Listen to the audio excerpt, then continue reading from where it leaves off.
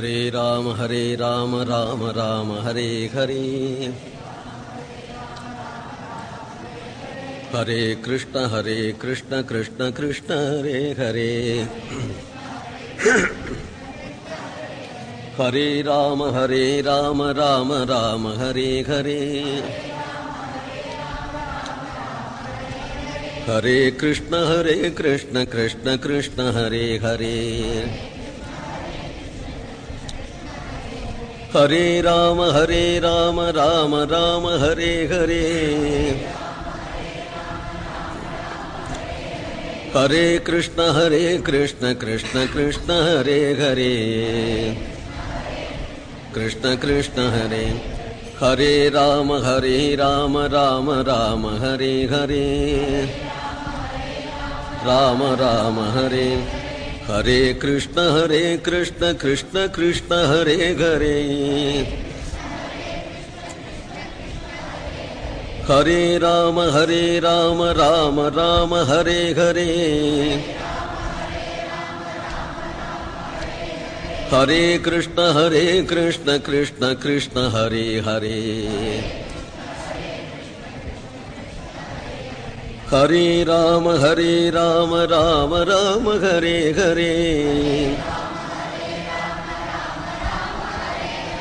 ஹரே கிருஷ்ண கிருஷ்ண கிருஷ்ண ஹரே ஹரே. ஹரே ராம ராம ஹரே ஹரே. ஹரே கிருஷ்ண கிருஷ்ண கிருஷ்ண ஹரே ஹரே. ஹரே கிருஷ்ண கிருஷ்ண ஹரே. கோவிந்த நாம சங்கீர்த்தனம்.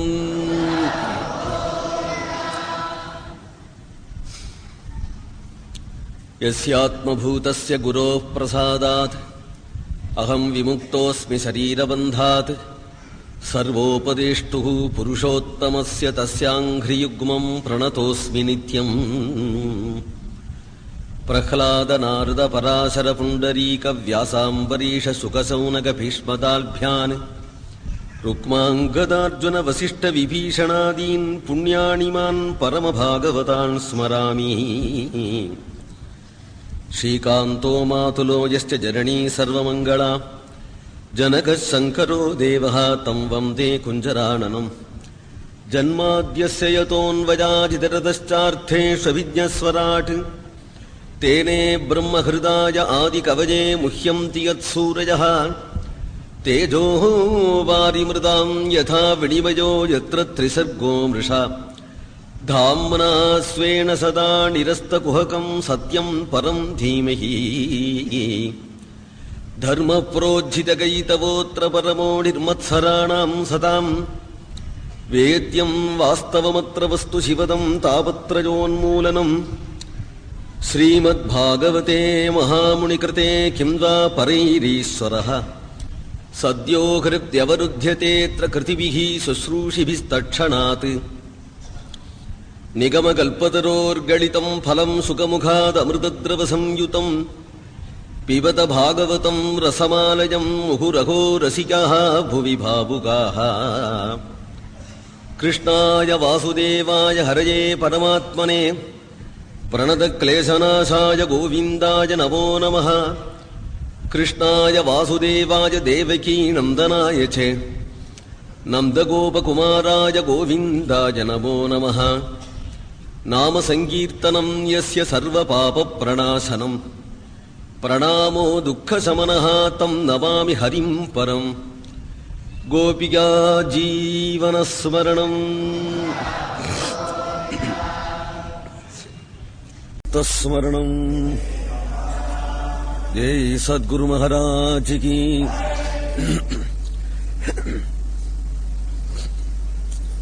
तस्मै नमोऽस्तु निरुपाधिकृपाकुलाय श्रीगोपराजतनयाय गुरुत्तमाय. यः कारयन् निजजनं स्वयमेव भक्तिं तस्याति तुष्यति यथा परमोपकर्तुः. जन्माद्यस्य यतोऽन्वयाजितरतश्चार्थेष्वभिज्ञस्वराट्. तेने ब्रह्महृदाय आदिकवये मुह्यन्ति यत्सूरयः. तेजो वारिमृताम् यथा विनिमयो यत्र त्रिसर्गो मृषा धाम्ना स्वेन सदा निरस्तकुहकम् सत्यम् परम् धीमहि धर्मप्रोज्झितगैतवोऽत्र परमो निर्मत्सराणाम् सदाम् वेद्यम् वास्तवमत्र वस्तु शिवदम् तापत्रयोन्मूलनम् श्रीमद्भागवते महामुनिकृते किं वा परैरीश्वरः सद्यो हृद्यवरुध्यतेऽत्र कृतिभिः शुश्रूषिभिस्तत्क्षणात् निगमकल्पतरोर्गलितम् फलम् सुखमुखादमृतद्रवसंयुतम् पिबत भागवतम् रसमालयम् मुहुरहो रसिकाः भुवि भावुकाः यम् प्रव्रजन्तमनुपेतमपेतकृत्यम् द्वैपायनो विरहकातर आजुभाव पुत्रेति तन्मयतया तर्वोऽभिनेदुः तम् सर्वभूतहृदयम् मुनिमानतोऽस्मि यत्स्वानुभावमखिलश्रुतिसारमेकमध्यात्मदीपमतितीर्षताम् तमोऽन्तम् संसारिणाम् करुणयाः पुराणगुह्यम् तम् व्याससूनुमुपजामि गुरुम् मुनीनागाम् नारायणम् नमस्कृत्य नरम् चैव नरोत्तमम् देवीम् सरस्वतीम् व्यासम् ततो जयमुदीरयेत् कृष्णाय वासुदेवाय हरये परमात्मने प्रणतक्लेशनाशाय गोविन्दाय नमो नमः नाम संकीर्तनम् यस्य सर्वपापप्रणाशनम् प्रणामो दुःखशमनः तम् नमामि हरिम् परम् गोपिका जीवनस्मरणम्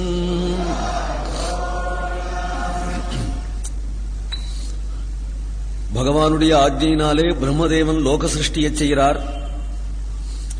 சனகஞ்ச சனந்தஞ்ச சனாதன மதாத்தபுகு சனத்குமாரஞ்ச முனி நிஷ்கிரியான் ஊர்தரேதசா என்றபடி சனகர் சனந்தனர் சனாதனர் சனத்குமாரர் என்கின்ற ஊர்தரேதசுகளான பிரம்மனிஷ்டர்களான 4 மகான்களே பரமபாகவதோத்தமர்களைத்தான் முதல் சிருஷ்டித்தார்.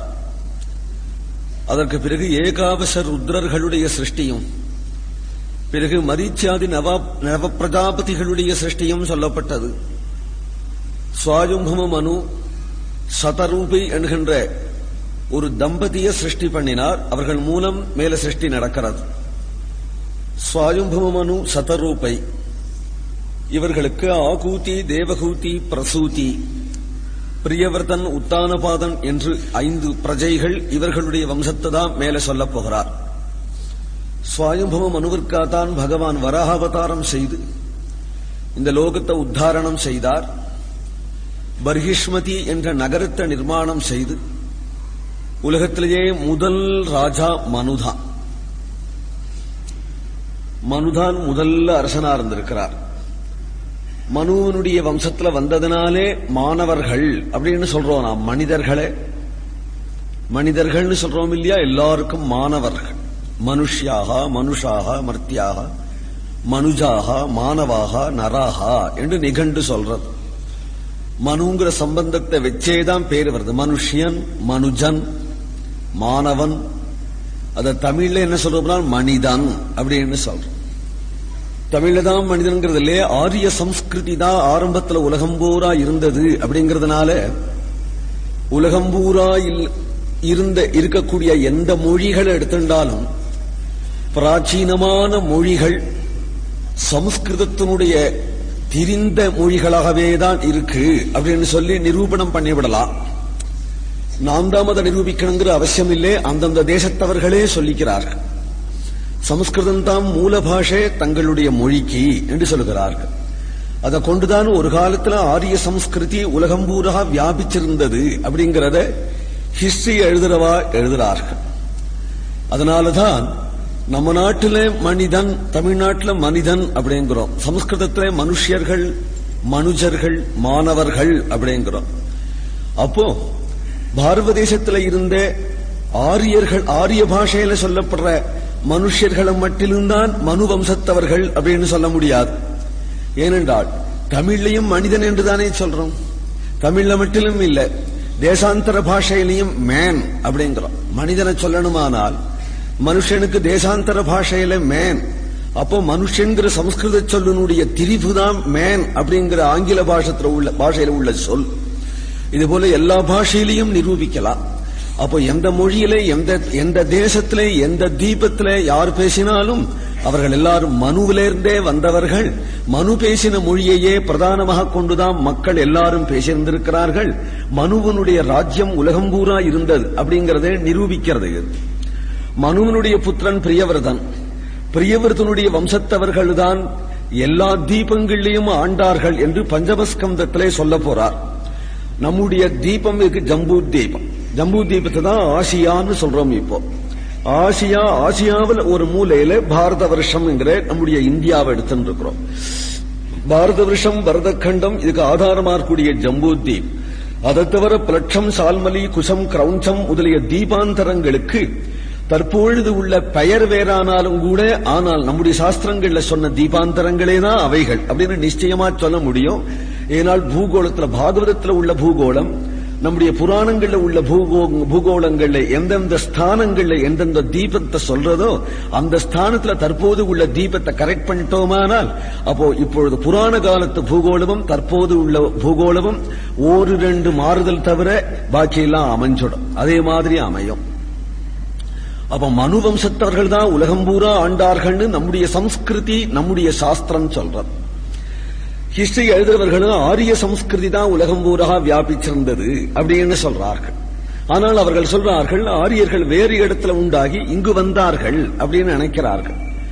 நாமே அதை ஏன் திருப்பி போடலாம், இங்கிருந்தே ஏன் வேறு இடங்களுக்கு போயிருக்க கூடாது அப்படின்னு நாம் சொல்லலாம். ஏன்னா சம்ஸ்காரத்தினுடைய கலப்பை பார்க்கும் பொழுதும், மேலும் அவர்களுடைய சம்ஸ்காரங்களை பார்க்கும் பொழுதும் அது நம்முடைய சம்ஸ்காரத்துக்கு பிற்காலத்தில் தோன்றியதாகவே இருக்கு.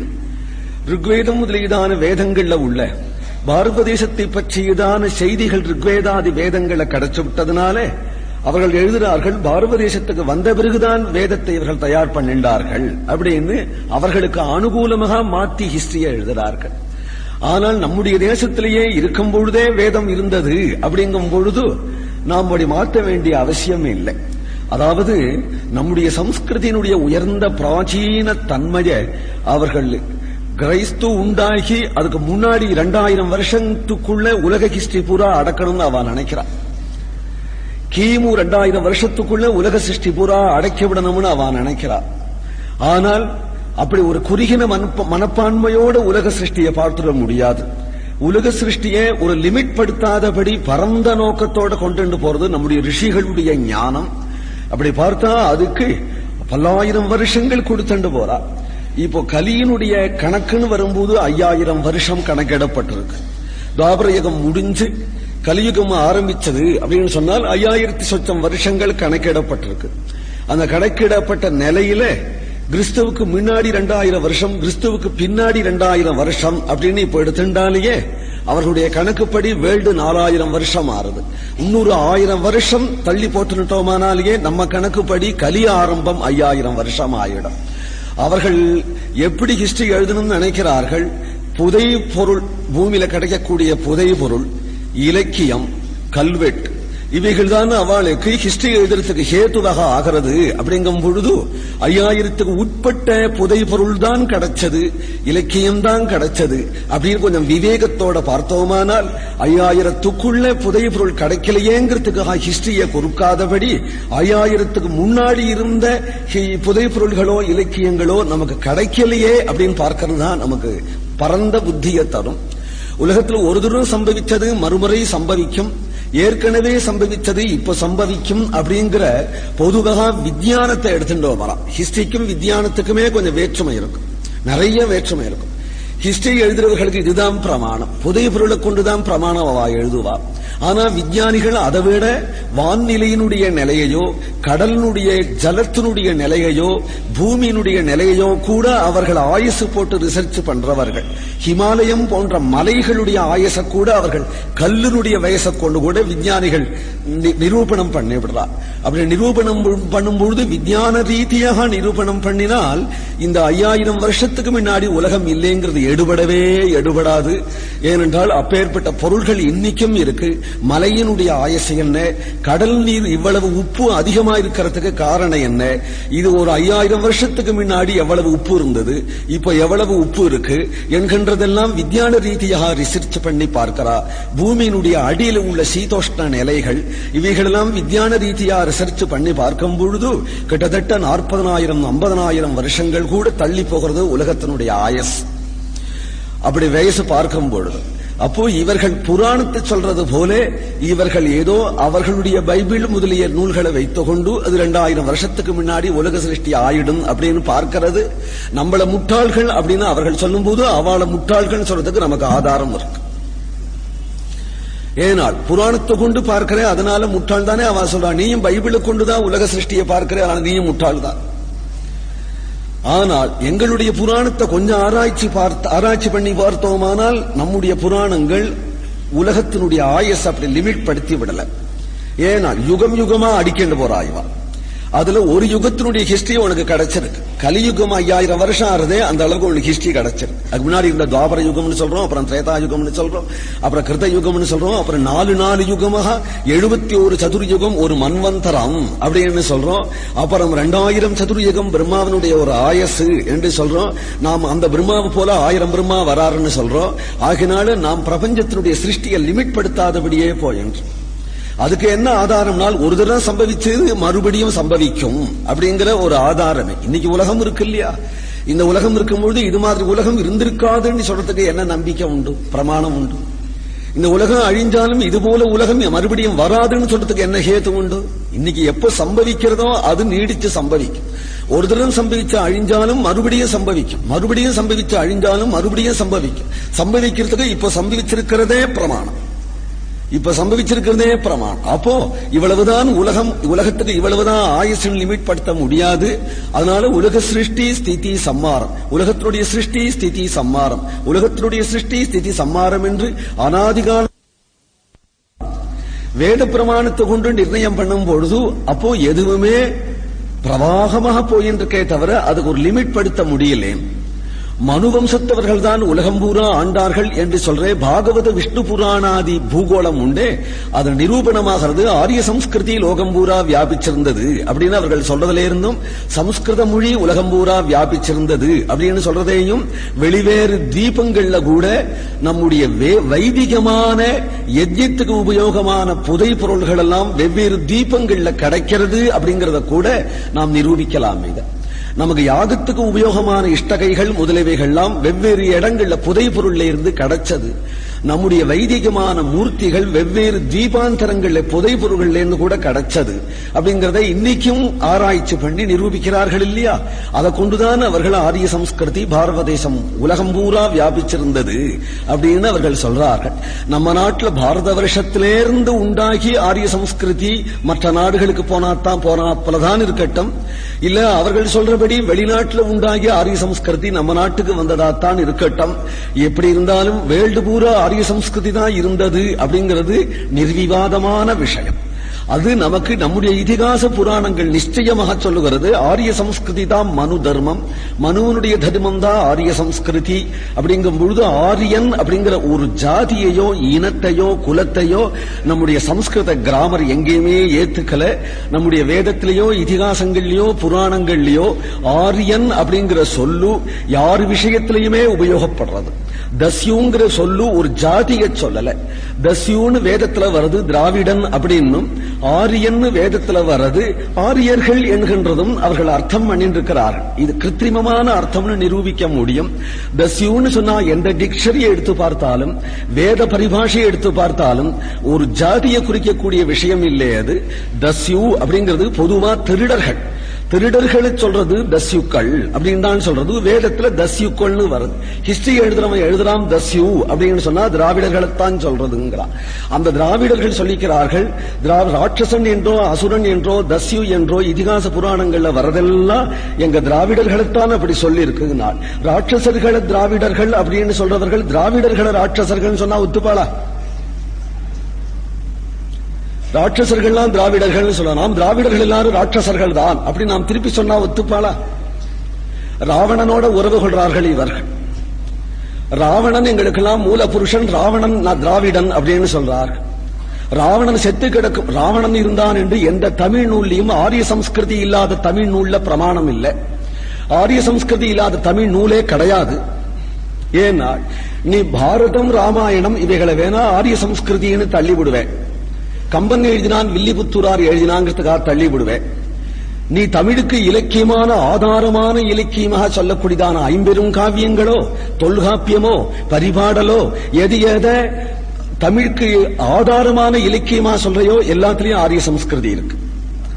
ஏன்னா பரிபாடல் அப்படின்னு சொல்லும் போதே பரிங்கிற என்ன வார்த்தை இருக்கோ அது சம்ஸ்கிருத வார்த்தை. பாடலுக்கு முன்னாடி பரிஷ்காரம்னு சொல்றோம் இல்லையா, இதுக்கெல்லாம் உபசர்க்கம்னு பெயர். சம்ஸ்கிருத உபசர்க்கம் சேர்த்துதான் பரிபாடல்னு இருக்கு. தொல்காப்பியம் அப்படின்னு சொல்ற பெரிய இலக்கணம் அவளுக்கு. அவன் தொல்காப்பியத்தை சொல்லும் பொழுது காப்பியம் அப்படிங்கறதே சம்ஸ்கிருத சொல்லுதான். காவியம் அப்படிங்கறதான் காப்பியம்னு அவர்கள் ஆக்கினார்கள். ஐம்பெரும் காவியம் எல்லாமே சம்ஸ்கிருத நாகரிகத்தை தான் சொல்றார். சமஸ்கிருதத்தில் உள்ள துவேஷத்தினால வேணா நீங்கள் அதை விளக்கலாமே தவிர ஐம்பெரும் காவியம் ஒவ்வொன்றும் சிலப்பதிகாரம் அப்படின்னா அதிகாரம்ங்கிறது சம்ஸ்கிருத பதம். வளையாபதினா முழு சம்ஸ்கிருத பதம். குண்டலகேசி அப்படின்னா முழு சம்ஸ்கிருத பதம். சிலப்பதிகாரத்தில் எடுத்துட்டதும் மாதவிங்கிற பிரதிநாயகியோ கண்ணகியோ கோவலனோ எல்லாம் சம்ஸ்கிருத பதம். கோவலன்கிறது கோபாலன்கிறதே கோவலன் ஆயிடுது. கண்ணகிங்கிறது கிருஷ்ணன்கிற பதமே கண்ணம்மா கண்ணகி என்கிற பதமாக ஆயிடுது. மேலும் அவர்கள் ஆயர்குடியாவே சிலப்பதிகாரம் வர்ணிக்கிறது. ஆயர்குடியாவே வர்ணிக்கிறதுனால்தான் கோவலன் கண்ணகிங்கிற பெயரை வச்சிருக்கிறாள் அப்படின்னு நிச்சயமா தெரிகிறது. அதனாலே அந்த சிலப்பதிகாரத்தில் அவர்கள் இந்திர விழா கொண்டாடுறார்கள். காவிரி புகார் என்கின்ற நகரத்தில் இந்திர விழா கொண்டாடுறார்கள். பாகவதத்தில் உள்ள இந்திர விழா கொண்டாடுவது ஆயர்களுக்கு பழக்கம் அப்படிங்கறத நிரூபிக்கிறது. பாகவதத்தினுடைய ரூபாந்தரமாக சிலப்பதிகாரம் அமையறது. ஜீவக சிந்தாமணி அப்படின்னு எடுத்தீங்கன்னா ஜீவகன் அப்படிங்கறதே சம்ஸ்கிருத பதம், சிந்தாமணிங்கிறதே சம்ஸ்கிருத பதம். சம்ஸ்கிருத நாகரிகம் இல்லாம ஆரிய நூல்கள் திராவிட நூல் ஒண்ணு தனியா கிடைக்கவே இல்லை. அப்படிங்கும் பொழுது ராவணன் என்று சம்ஸ்கிருத ஆரிய சம்பந்தம் இல்லாத ஒரு நூல்ல ராவணன் ஒருத்தனை எழுதியிருந்ததானால் அவனை எங்க திராவிடன்னு சொல்லலாம். ராவணன்கிற சொல்லுக்கே ராமாயணம் தான் பிரதானம். ராமாயணத்துல உள்ள ஒரு நாயகன் தான் ராவணன்கும் பொழுது அந்த ராவணனை திராவிடன் நீ சொல்றதுக்கு எங்க ஆரிய சம்ஸ்கிருதியில் உள்ள காவியம் பிரமாணமே தவிர உன் காவியம் ஒண்ணு தனியா சொல்லலையே. ஒரு ராவணனை தனியா சொன்னா அது எங்க ராவணன் நீ உறவு கொள்ளலாம்.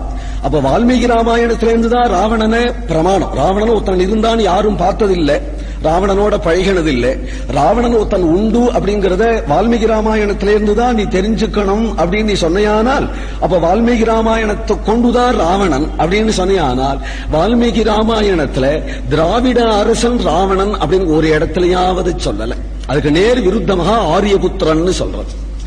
ராவண செத்து கிடக்கும் பொழுது ராவணன் இடத்துல மந்தோதரி முதலீடுகள்லாம் அலறதாக சொல்ற இடத்துல ஆரியபுத்திரேதி வாதின்யா என்கிறார் வால்மீகி. ஆரியபுத்திரா என்று அலறிண்டு மந்தோதரி ஓடி வந்தாள். அப்படிங்கும் பொழுது அந்த ராவணனை திராவிடன் அப்படின்னு நீங்க சேர்த்துக்கிறதுக்கு என்ன முகாந்திரம் இருக்கு? நல்லவன்கிறதுக்காவா? நல்லவன்கிறதுக்காகவா? அவன் தலைவனா இருக்கிறது உங்களுக்கு பெருமை. இலங்கையில வாழ்ந்ததுனால மட்டிலும் தமிழன் அப்படின்னு சொல்லிட முடியாது. அப்படியானா இலங்கையில வாழ்கிற தமிழர்களை அடிக்கிற சிங்களர்களையும் நீங்கள் தமிழன் ஏத்துக்கலாமே. சிங்களர்களை நீ தமிழன் ஏத்துக்கலையே. அவர்களும் தமிழ்நாட்டினுடைய ஒரு எல்லையில தானே சிங்கள தீபத்துல இருந்து ஈழத்துக்கு வந்திருக்கிறார்கள். ஈழத்தை மட்டிலும் திராவிட பூமியை ஏத்துக்கிறவா சிம்மலாவையும் திராவிட பூமியை ஏத்துக்கலாமே. அவர்களும் இந்த பாஷையினுடைய ரூபாந்திரத்தை தானே பேசுறார்கள். சண்டேன்னு போட்டா போடலாம். ஆனா நான் இப்ப பாகவதம் சொல்றேன். ஹிஸ்டரி சொல்ல வரல உங்களுக்கு, பாகவதம் சொல்றேன். பிராசங்கிகமா இந்த விஷயத்தை சொன்னேன். மேல பேச வேண்டிய விஷயம் நிறைய இருக்கு. மனுவம்சத்தவர்களே உலகம் பூரா இருந்தார்கள் அப்படிங்கிறதுக்கு பிரமாணங்கள் வேணுமானா போதுமான பிரமாணம் இருக்கு அப்படிங்கறத சொல்லணும். மனுவம்சம் தான் ஆரிய சம்ஸ்கிருதி. ஆரிய சம்ஸ்கிருதி லோகம் பூரா வியாபிச்சிருந்தது அப்படிங்கிறதுக்காக தான் இப்ப சொல்ல வந்தேன். அந்த மனுவுக்கு ஆகூதி, தேவகூதி, பிரசூதி என்கின்ற 3 கன்னிகைகள். ஆகூதிய ருச்சி என்கிறவருக்கு விவாகம் பண்ணி கொடுத்தார். பிரசூதிய தட்ச பிரஜாபதிக்கு விவாகம் பண்ணி கொடுத்தார். தேவகூதிய கர்தமருக்கு விவாகம் பண்ணி கொடுத்தார். பிரஜாஸ்ருஜேதி பகவான் கர்தமோ பிரம்மணோதிதா சரஸ்வத்யாம் தபஸ்தேபே சகஸ்ராணி சமாதேசேகே. பிரஜாஸ்ருஜேதி பகவான் கர்தம பிரஜாபதியே லோகத்தை சிருஷ்டி பண்ணு என்று பிரம்மதேவன் சொன்னதும் உடனே தபசுக்கு போனார். சிருஷ்டி பண்ணுனதும் உடனே கல்யாணம் பண்ணிக்கல அவர். ஏனால் சிருஷ்டியெல்லாம் தபோபலத்தாலேதான் அவ செய்யறா. மானச சிருஷ்டி அது. ஸ்திரீ புருஷ சம்பந்தத்தால வந்த சிருஷ்டி இல்ல, மானச சிருஷ்டியா இருக்கிறதுனாலே தபோபலம் தான் அவளுக்கு தேவைப்படுறது. தபோபலத்தால சிருஷ்டி பண்றதுனாலே தபசுக்கு போயிட்டார். தேவ வருஷத்தாலே 10,000 வருஷம் தபசு பண்ணினார். அப்பொழுதும் பகவான் பிரத்யட்சமாகல. ஏனால் நாகம் வேதகி ந தபசா என்று பகவான் சொல்றான். தபசனால மட்டிலும் நான் பிரத்யட்சமாயிட மாட்டேன். துருவன் தபசு பண்ணினானே. நான் துருவன் தபசு பண்ணல, பக்தி தான் பண்ணினான். துருவனுடைய பக்திக்கு தான் பகவான் பிரத்யட்சமானார். அந்த பக்தி தபச அங்கமாக கொண்டதா இருந்தது. பக்தி தான் அங்க பிராதான்யம், தபச அங்கமாக கொண்டிருந்தது. தபசுக்கு இரண்டின் போன்ற தபசுக்கு பகவான் கிடைக்க மாட்டான். கர்தமர் தபசு பண்ணி 14,000 வருஷம் ஆகி நிஷ்ட கலஞ்சு ஒரு நாள் பார்க்கிறார். பகவான் நினைச்சு கண்ணீர் விடுறார். பிரபு, 10,000 வருஷமாக நான் தபசு பண்ணினே அப்படிங்கிறது எனக்கு பெருமை. 10,000 வருஷம் அவன் தபசு பண்ணுவான். ஆனால் உனக்கு அது வேல்யூ இல்லை. 10,000 வருஷம் தபசு பண்ணிவிட்டேன், நீ பிரத்யட்சமான உனக்கு கேட்க முடியுமோ? 10,000 வருஷம் தபசு பண்ணாலும், 20,000 வருஷம் தபசு பண்ணாலும், 40,000 வருஷம் தபசு பண்ணினாலும் உன் மதிப்புக்கு இது குப்பை. நான் பண்ற தபஸ். என்னுடைய தபசுக்கு நீ வான்னு நான் சொல்ல முடியாது. உன்னுடைய மதிப்புக்கு ஏற்ற தபசை எவ்வளவு யுகம் எனக்கு பண்ணணும் அப்படிங்கறதும் எனக்கு தெரியாது. ஆனால் ஆசை உன்னை பார்க்கணும் என்று தபசு பண்ணணும்னு உட்கார்ந்து கொண்டேன். ஆனால் இப்ப நான் என்ன உணர்ந்தேன்? என் தபசுனால உன்னை பார்க்க முடியாது, உன் கருணையால உன்னை பார்த்தாதான். ஆனால் அது எனக்கு எப்போ கிடைக்குமோ என்று நினைத்து இப்படி கண்ணீர் விட்டார். இப்படி பார்க்கிறார், எதுல பகவான் இருக்கிறான். அப்ப எதுக்காக வந்தான்? 20,000 வருஷம் தபசுக்காக வல்ல, இந்த கண்ணீருக்காக வந்தான். ஹரே ராம ராம ராம ஹரே ஹரே, ஹரே கிருஷ்ண கிருஷ்ண கிருஷ்ண ஹரே ஹரே, ஹரே ராம ராம ராம ஹரே ஹரே, ஹரே கிருஷ்ண கிருஷ்ண கிருஷ்ண ஹரே ஹரே, ஹரே ராம ராம ராம ஹரே ஹரே, ஹரே கிருஷ்ண கிருஷ்ண கிருஷ்ண ஹரே ஹரே, கிருஷ்ண கிருஷ்ண ஹரே, ஹரே ராம ராம ராம ஹரே ஹரே, ராம ராம ஹரே, ஹரே கிருஷ்ண கிருஷ்ண கிருஷ்ண ஹரே ஹரே, ஹரே ராம ராம ராம ஹரே ஹரே, ஹரே கிருஷ்ண கிருஷ்ண கிருஷ்ண ஹரே ஹரே,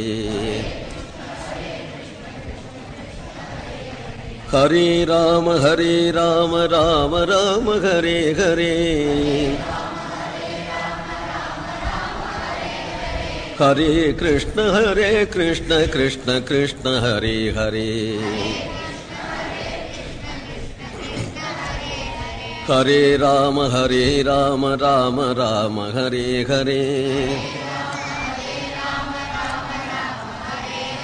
ஹரே கிருஷ்ண கிருஷ்ண கிருஷ்ண ஹரே ஹரே, ஹரே கிருஷ்ண கிருஷ்ண ஹரே, கோவிந்த நாம சங்கீர்த்தனம்.